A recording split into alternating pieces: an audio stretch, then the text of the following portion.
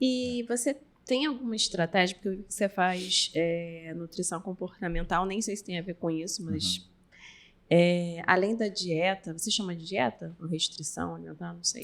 Dieta é tudo que a gente come, mas um planejamento. Além do planejamento alimentar, você costuma fazer alguma coisa ou algum trabalho psicológico, comportamental, do tipo, porque assim, eu percebo que eu acho que é muito mais cabeça do que outra coisa.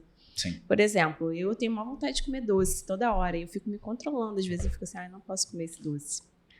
Isso não vai me levar a nada. Isso virou consulta, tá? Não, mas é muito legal. Não, porque assim, não é só a comida, né? É a nossa cabeça também. Como você faz essa parte comportamental, você costuma trabalhar isso de alguma forma? Sim, as ferramentas que eu uso é o entendimento, fazer a pessoa entender o cenário e a fase que a pessoa está. Uma das coisas que eu mais indico é a terapia. Falo, olha, aqui não é uma terapia, isso aqui é uma consulta, a minha missão é te dar um entendimento das coisas e falo para a pessoa sempre procurar.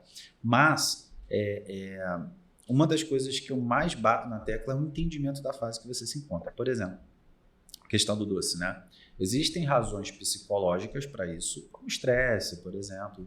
A mulher na TPM tem uma variação de humor, por exemplo, que recorre a uma recompensa imediata e o doce é uma delas. Mas também tem razões fisiológicas, né? Às vezes a gente come mais doce numa fase de restrição calórica justamente porque essa restrição está acentuada, quando não deveria estar. Justamente porque muitas pessoas fazem isso, né? Elas decidem emagrecer, vai lá e corta o carboidrato. Isso aumenta a necessidade pelo carboidrato porque é uma perturbação metabólica para o organismo. O emagrecimento por si só é uma perturbação para o organismo. Ele não quer. Ele quer que você se mantenha do jeito que você está. Então, ele vai criar mecanismos de compensação. E quando você tem uma restrição acentuada, que não foi muito bem planejada, projetada, isso vai se acentuar. Então, você imagina, você está hipermotivado, você corta o açúcar do café, como você disse. Se nesse processo você tem ali uma adversidade, um desafio, você joga para o alto, não dá, certo? Às vezes eu até em consulta, fazendo o paciente entender, né, o que ele está vivendo, a fase que ele está vivendo, a gente consegue lançar mão de um chocolatinho por dia, um pedacinho. Então, às vezes aquilo ali, o paciente tendo a noção de que aquilo ali não está errado, ele não se penaliza, ele não potencializa essa compensação, certo? Então, existem razões psicológicas, existem razões fisiológicas do organismo, necessidade e demanda do organismo. E o que eu faço é traçar o planejamento do paciente, mas dando a ele um entendimento da situação. Por quê? Às vezes a gente come alguma coisa e se penaliza, se culpa. Sim. E joga tudo pro alto. Acho que a maioria faz isso. A maioria. E joga tudo pro alto. Quando, na verdade, a gente deve continuar a cada erro. Cada erro que a gente tem que procurar entender. O que aconteceu que eu não segui o planejamento?